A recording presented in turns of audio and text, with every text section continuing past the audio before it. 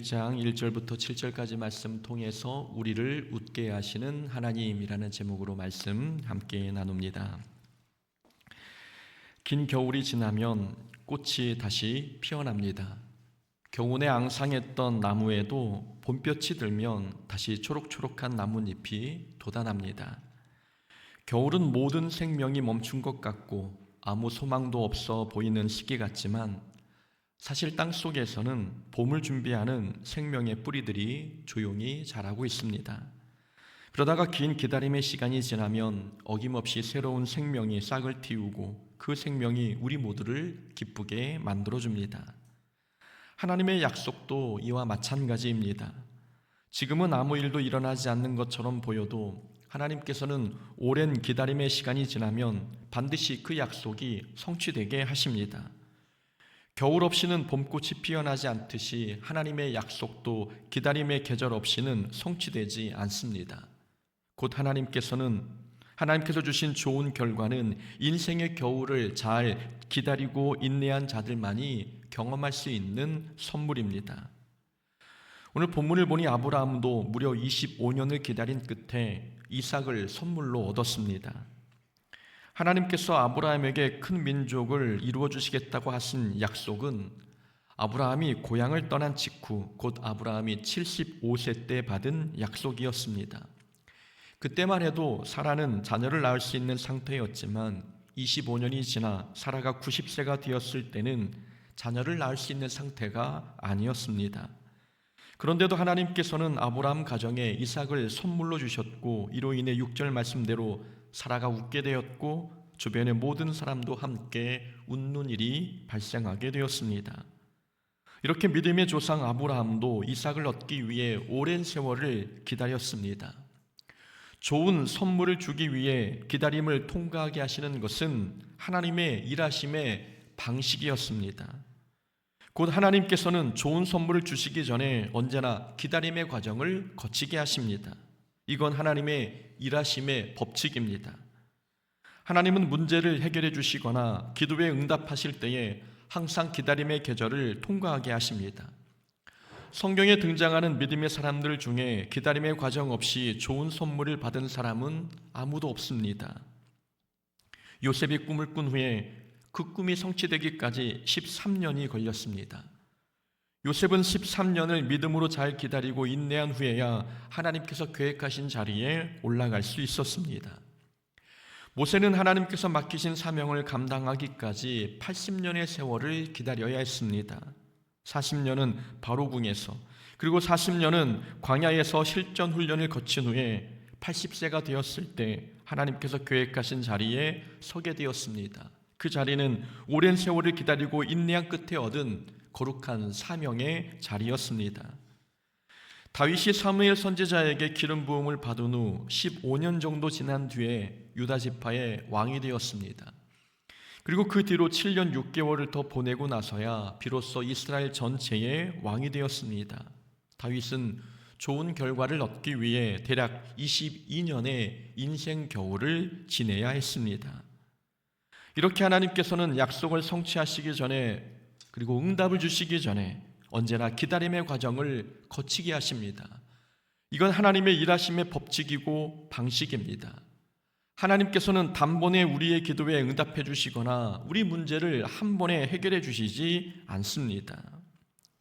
하나님께서 반드시 기다림의 과정을 거치게 하시는 이유는 우리의 믿음을 준비시키기 위함입니다. 하나님께서 주시는 선물은 언제나 크고 귀한 것들입니다. 그래서 크고 귀한 선물을 감당할 만한 믿음과 인격을 갖추지 아니하면 하나님의 선물은 오히려 우리에게 독이 됩니다.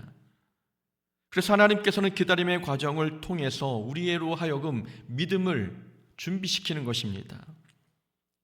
사울 왕은 믿음을 준비하지 않은 상태에서 왕이 되는 바람에 실패한 인생이 되었습니다.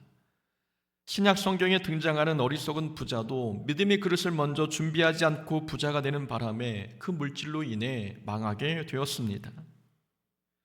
제가 아는 어떤 집사님은 살던 지역이 개발되면서 정부로부터 보상을 두둑히 받으셨습니다. 보상받은 돈으로 서울에 큰 빌딩을 하나 매입하셨는데 그 뒤로 집사님은 신앙을 잃어버리셨습니다. 어떤 분은 믿음이 준비되지 않은 상태에서 사업이 번창하니 그렇게 잘 지키던 주일 성수를 중단하고 마셨습니다. 모두 믿음이 준비되지 않은 상태에서 얻은 성공 때문이었습니다. 믿음의 준비 없이 얻은 부와 명예가 신앙의 독이 되었던 것입니다. 그래서 하나님께서는 언제나 좋은 것을 주시기 전에 기다림의 과정을 거치게 하십니다. 좋은 선물보다 좋은 믿음을 갖추는 게 더 중요하기에 하나님께서는 인생의 겨울을 만나게 하셔서 우리를 깎고 다듬고 훈련하시면서 믿음의 그릇을 먼저 준비하게 하십니다. 우리가 알고 있듯이 요셉은 총리가 되기 전에 보디발 집과 감옥에서 하나님을 의지하는 법을 배웠습니다. 모세는 80년의 준비 기간 동안에 백성을 잘 인도할 만한 인내력과 순종을 배웠으며 다윗도 도망자 시절에 인내와 순종과 용맹함을 훈련받았습니다. 이러한 기다림의 기간이 없었다면 요셉도 모세도 다윗도 우리가 본받을 만한 믿음의 조상으로 기억되지 못했을 것입니다. 오랜 고통의 시간을 잘 인내했기에 하나님께서 주신 자리를 잘 감당할 수 있었으며 또한 하나님께서 주신 복과 선물이 그들의 신앙에 해가 되지 않을 수 있었습니다. 그래서 우리의 신앙생활에서는 기다림의 과정이 필수입니다. 기다림 없이 응답만 바라보는 것은 익지도 않은 열매를 억지로 따먹는 것과 같습니다. 속은 아직 준비되지 않았는데 결과만 바라보는 신앙은 오히려 축복을 저주로 만들 위험이 있는 것입니다. 하나님은 우리의 문제 해결보다 우리의 성장을 더 중요하게 여기시는 분이십니다. 우리는 응답을 중요하게 여기지만 하나님은 응답을 감당할 수 있는 사람이 되게 하시는 게 훨씬 더 중요하신 분이십니다. 그래서 하나님께서는 우리 인생의 봄이 오기 전에 겨울을 먼저 보내셔서 응답에 합당한 사람이 되게 하십니다. 그러니 지금 우리의 기도에 응답이 없다고 해서 낙심할 필요가 없습니다. 응답이 없다면 지금은 기다려야 할 시기입니다. 하나님께서 원하시는 모습으로 성장해야 하는 기간이기 때문에 하나님께서는 응답을 더디 이루어 주시면서 먼저 우리로 하여금 믿음의 그릇을 준비하게 하시는 것입니다. 이렇게 하나님은 좋은 선물을 주시기 전에 우리 기도에 응답하시기 전에 먼저 기다림의 과정을 거치게 하십니다. 우리는 하나님의 때를 기다릴 때에 먼저 기억해야 할 것이 두 가지 있습니다. 첫 번째 하나 기억할 것은 기다림의 기간과 신앙 성장은 비례해야 한다는 점입니다. 기다림의 시간이 길어질수록 믿음은 더욱 깊어지고 성장해야 한다는 말씀입니다. 앞에서 말씀드린 것처럼 기다림의 기간은 우리를 믿음의 사람으로 준비하시는 하나님의 훈련 기간입니다. 기다림의 기간이 길면 신앙 훈련도 더 많이 받게 되는 것이니 기다림의 기간이 길면 길수록 우리의 신앙은 더 성장해 가야 합니다. 오래 숙성된 포도주가 더 값이 나가는 것처럼 오래 기다린 성도의 믿음도 더욱 값지게 되는 것입니다. 그러나 안타깝게도 어떤 사람들은 기다림이 길어질수록 시험에 들거나 믿음이 약해집니다. 신앙을 성장시키기 위해 기다림의 과정을 하나님께서 보내주셨는데 오히려 그 기다림의 기간이 믿음을 잃어버리는 과정이 되어버리는 사람들이 있다는 것입니다. 이유는 기다림의 시간을 잘못 활용하고 잘못 보내고 있기 때문입니다. 이스라엘 백성은 가나안 땅을 얻기까지 광야에서 40년의 세월을 보냈습니다. 광야에서 40년을 훈련받았다면 믿음이 훨씬 성장해야 할 텐데 이스라엘 백성은 광야에서 모두 믿음의 훈련을 실패하여 가나안 땅에 들어가지 못하는 결과를 초래하였습니다. 이유는 40년의 세월 동안 불평만 하며 살아왔기 때문입니다. 광야 40년은 우리가 알고 있듯이 하루하루가 기적의 날이었습니다. 눈만 뜨면 하나님의 함께하심을 보여주는 구름기둥과 불기둥이 보였고 아침마다 기적의 만나인 기적의 음식인 만나를 먹을 수 있었습니다. 목이 마르면 반석을 통해 물을 공급받았으며 전쟁이 벌어지면 기도로 승리하는 놀라운 체험도 하게 되었습니다. 이런 은혜가 40년 동안 계속 지속되었습니다. 40년 동안 이런 은혜 가운데 노출되어 있었다면 아무리 강팍한 마음도 변화되고 성장할 것 같지 않습니까? 그런데 이스라엘 백성의 신앙은 크게 달라지지 않았습니다. 준비 과정인 40년의 세월을 불평만 하며 지내왔기 때문입니다. 이스라엘 백성이 기다림의 시간 동안 불평만 하며 보낸 이유는 이스라엘 백성의 신앙이 결과 중심의 신앙이었기 때문입니다. 이스라엘 백성의 목표는 언제나 가나안 땅이었습니다. 결과가 중요했습니다. 그러나 하나님께서 이스라엘 백성에게 원하시는 것은 하나님과 동행하는 삶이었습니다. 하나님은 결과보다 동행이 더 중요하신 분이셨습니다. 가나안 땅이 목표가 되면 가나안 땅을 빨리 얻지 못할 때 마음이 조급해지면서 원망이 싹틉니다. 그러니 광야 40년 기간은 불평의 기간이 되는 것입니다. 그러나 하나님과의 동행이 목표가 되면 가나안 땅을 빨리 얻지 못해도 시험에 들지 않습니다. 하나님과의 동행은 광야에서도 얼마든지 할 수 있는 일이었기 때문입니다. 이처럼 하나님과의 동행이 목표인 사람은 응답이 더디 이루어져도 시험에 들지 않습니다. 하나님과 동행하는 것만으로 기쁨이 충만해지기 때문입니다. 응답이 목표인 사람은 응답이 주어져야 기뻐하지만 동행이 목적인 사람은 응답이 없어도 하나님과의 동행만으로 기뻐합니다. 이런 사람에게 기다림의 기간은 그렇게 크게 중요하지 않습니다. 기다림의 기간이 길어져도 그게 불평거리가 되거나 시험거리가 되지 않습니다. 응답이 없어도 하나님과의 동행은 얼마든지 일상에서 가능하기 때문입니다. 우리가 기억해야 할 점은 기다림의 시간은 응답이 멀리 있는 것이지 하나님께서 멀리 계신 것이 아닙니다.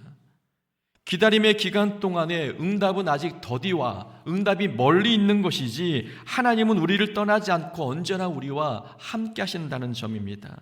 가까이 계신 하나님께서 기다림의 시간을 잘 인내할 수 있도록 힘을 공급해 주시고 응답의 때까지 기다릴 수 있도록 우리 마음을 평안케 하십니다.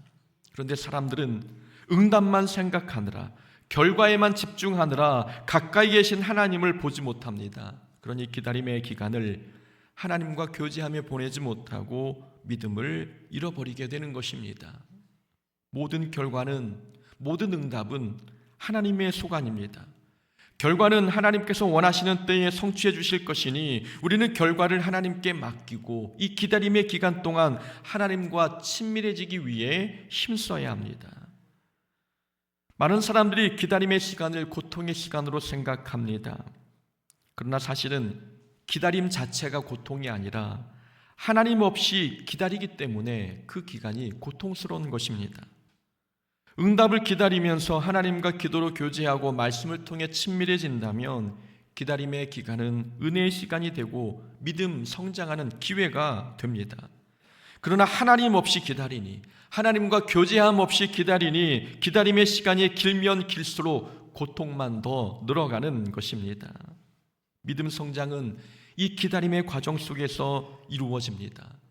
응답을 받아야만 믿음이 성장하는 게 아니라 기다림의 과정 속에서 응답은 더디 와도 기다림의 과정 속에서 하나님과 교제할 때 그때 믿음이 성장하는 것입니다. 그러니 기다림의 과정을 불평하며 보내지 말고 하나님과 교제하며 신앙의 성장 기회로 삼아야 합니다. 기다림의 시간은 결국 지나갑니다. 그 시간이 지나가고 나면 하나님께서는 성숙한 믿음을 가진 자에게 반드시 응답이라고 하는 좋은 선물을 허락해 주십니다. 그런 기다림의 시간을 불평 대신 기도로, 낙심 대신 찬양으로, 그리고 조급함 대신 하나님을 신뢰하며 기다릴 수 있어야 합니다. 두 번째로 우리는 하나님의 때를 기다릴 때에 기억해야 할 것, 이 두 번째는 하나님께서는 기다림의 끝이 웃음이 되게 하신다는 사실입니다. 기다림의 끝은 언제나 웃음입니다. 6절에서 사라가 고백하기를 하나님의 나를 웃게 하시니 듣는 자가 다 나와 함께 웃으리로다 라고 고백했습니다. 창세기 18장에서 사라는 하나님께서 아들을 주시겠다고 말씀하셨을 때 속으로 웃었습니다. 자신의 몸은 자녀를 낳을 수 없는 상태가 되었는데 하나님께서 아들을 주시겠다고 하시니 말도 안 되는 소리 같아서 비웃었던 것입니다. 그때는 비웃었는데 오늘 사라는 하나님께서 주신 놀라운 결과 앞에 감사와 기쁨의 웃음을 보이고 있습니다.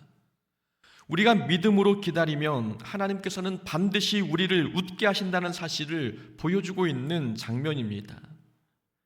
하나님께서는 기다림의 끝에 우리를 웃게 하실 좋은 결과를 준비해 주십니다. 하나님께서는 십자가의 고통 끝에 모든 인류를 웃게 하실 놀라운 구원을 준비해 주셨습니다. 하나님은 좁은 길 끝에 생명을 준비해 놓으셨고 사망의 음침한 골짜기 끝에 풍성한 상을 차려놓고 기다리시는 분이십니다. 이것이 하나님의 전능하신 능력입니다. 과정은 힘들고 어려워도 하나님은 모든 기다림의 과정이 기쁨으로 종결되도록 하십니다. 울며 씨를 뿌리는 자는 기쁨으로 단을 거두리로다. 하나님께서 기다림의 시간이 결코 헛되지 않게 하시겠다는 약속의 말씀입니다. 우리가 눈물로 씨를 뿌리며 기다릴 때 하나님께서는 그 눈물 위에 기쁨의 꽃을 피워주십니다. 나오미는 남편과 두 아들을 잃었을 때 삶이 절망적이었습니다. 나오미 이름의 뜻이 기쁨인데 나오미는 고향 사람들에게 자기를 나오미라 부르지 말고 고통이라는 뜻의 이름인 마라라고 부르라고 요청했습니다. 그만큼 나오미의 인생이 순탄치 않았음을 의미합니다. 그러나 룻기 마지막 장에 보면 나오미가 하나님을 찬송하는 장면이 나옵니다. 나오미 인생의 과정은 고통이었지만 하나님께서 그 인생의 끝은 기쁨이 되게 하셨던 것입니다. 욥의 인생도 오랜 시간 고통의 시간을 기다렸지만 그 끝은 복이었고 기쁨이었습니다. 사라에게는 오랜 기다림 끝에 이삭을 주셨고 요셉의 억울함의 끝에는 총리의 자리를 주셨으며 또 십자가의 고통 끝에는 부활의 영광을 허락해 주셨습니다. 이렇게 하나님께서는 기다림의 시간을 결코 헛된 시간이 되게 하지 않으십니다. 기다림의 기간 동안 우리를 훈련하시고 다듬으셔서 마지막 우리를 웃게 하실 놀라운 선물을 허락해 주십니다. 우리의 결말이 이렇게 웃음이라면, 우리 인생의 끝, 이 고난의 끝, 기다림의 끝이 웃음이라면 우리는 과정이 아무리 힘들어도 기다릴 수 있는 힘이 생기지 않겠습니까? 결과를 미리 알고 가는 인생이라면 인생의 과정 속에서 어떤 고난을 만나도 잘 인내하고 기다릴 수 있지 않겠습니까? 결과를 모르는 인생은 작은 문제만 만나도 두렵고 불안하지만 결과가 해피엔딩임을 아는 사람은 어떤 문제를 만나도 시험에 들지 않습니다. 그러니 응답이 더디 이루어지고 있을 때, 우리 기다림의 기간이 길어질 때 우리는 언제나 마지막을 생각하면서 인내해야 합니다. 하나님은 언제나 우리를 웃게 할 만한 결과를 준비해 놓고 기다리시니 우리는 마지막 때 받을 우리를 웃게 하실 놀라운 선물을 생각하면서 이 기다림의 과정을 믿음으로 잘 인내할 수 있어야 합니다. 여기서 우리가 한 가지 더 기억해야 할 것이 있습니다. 아브라함이 25년을 기다려서 이삭을 선물로 받았지만 아브라함이 하나님의 때를 기다리는 기간에 늘 좋은 모습만 보여주었던 것은 아니었습니다. 아브라함은 응답의 때까지 기다리는 동안 많은 실수를 범했습니다. 하나님께서 주신 땅에 기근이 들자 아브라함은 하나님께 묻지 않고 애굽으로 내려갔고 거기서 아내를 누이로 속이는 죄를 범했습니다. 그 실수는 한 번으로 끝나지 않았습니다. 나중에 그랄 땅에서도 똑같은 죄를 반복했습니다. 또한 하나님의 때를 기다리지 못하고 사라의 몸종과 동침하여 이스마엘을 낳는 죄도 범하였습니다. 아브라함은 25년의 기다림의 시간 동안 온전한 모습으로만 살아간 것이 결코 아니었습니다. 그럼에도 불구하고 하나님께서는 마지막에 아브라함 가정이 웃게 하셨습니다. 아브라함이 완전하지 않았지만 하나님께서 약속하신 대로 아들 이삭을 선물로 주신 것입니다. 이것이 하나님의 은혜입니다. 하나님은 우리가 온전하지 않아도, 우리가 의롭지 않아도 언제나 우리를 웃게 하십니다. 하나님께서 우리와 약속하신 것이 있기에 우리가 부족하고 연약해도 그 약속을 따라 웃음의 선물을 우리에게 허락해 주십니다. 이 기다림의 시간 속에서 우리는 실수할 수도 있고 넘어질 수 있습니다. 응답이 더딜 때에 믿음이 흔들 수 있고 낙심할 때도 있습니다. 하지만 하나님은 우리의 실수보다 크신 분이시고 우리의 연약함보다 더 크신 은혜로 역사하시는 분이십니다. 그래서 우리의 모습이 어떠하든지 하나님께서는 약속하신 대로 우리를 웃게 하실 좋은 선물을 허락해 주십니다. 이것이 조건 없는 하나님의 신실하심이며 공로가 아닌 은혜로 웃게 하시는 하나님의 사랑입니다. 그러니 기다림의 시간이 길어질수록 무너지고 넘어지는 자신을 바라보며 낙심하지 말고 끝까지 약속을 붙드시는 하나님을 바라볼 수 있어야 합니다. 하나님이 나를 웃게 하시니 듣는 자가 다 나와 함께 웃으리로다. 오늘 이 말씀은 사라의 고백만이 아니라 믿음으로 기다리는 모든 성도를 향한 하나님의 약속의 말씀입니다. 하나님은 지금도 우리에게 말씀하십니다.